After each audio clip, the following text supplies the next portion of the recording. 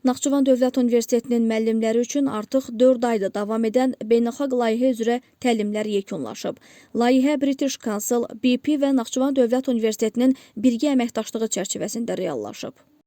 British Council və Naxçıvan Dövlət Universitetinin ingilis dili müəllimləri birgə layihədə oldular. Layihənin məqsədi ingilis dili müəllimlərinin ingilis dili bacarıqlarını artırmaq, onların ömür boyu öyrənmək kimi fikirlərini həyata keçirmək idi.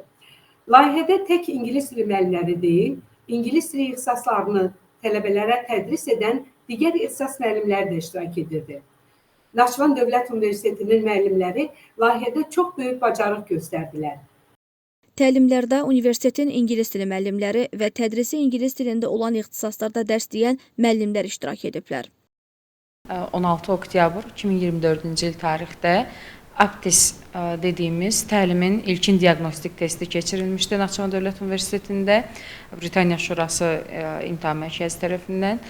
Daha sonra isə diaqnostik testdə qiymətləndirilən 39 müəllim üçün Britaniya Şurasının təlimçiləri vasitəsilə üz-üzə Naxçıvan Dövlət Universitetində bir günlük workshop təşkil edilmişdi və həmin workshopda ümumi təlim haqqında ilkin məlumatlar, giriş məlumatları verilmiş. Daha sonra 4 qrupa müəllimlər, 39 müəllimimiz 4 qrupa bölünərək onlayn şəkildə 4 ay davam edən 120 saatlıq təlimə cəlb olunmuşdular. Proqrama uyğun olaraq müəllimlərin ingilis dili nəzəri bilikləri və tədris bacarıqları təkmilləşdirilib. 13-14 mart tarixlərində Naxçıvan Dövlət Universitetinin IELTS mərkəzində yekun APTIS imtahanı keçirilib, iştirakçı müəllimlərin ingilis dili biliyi qiymətləndirilib. Yekunda isə layihəni uğurla başa vuran müəllimlərə sertifikat təqdim ediləcək.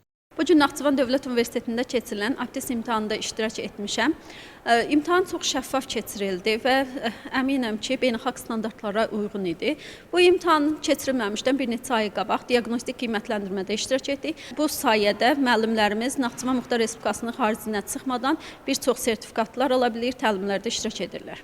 İmtahanda bizdən 4 bacarıq və bundan əlavə olaraq qrammatika və lüğət üzərindən bacarıqlarımız yoxlanıldı. Kifayət Mahmudova, Fəxriyə Səyyadova, Musa Süleymanov, Endu xəbər.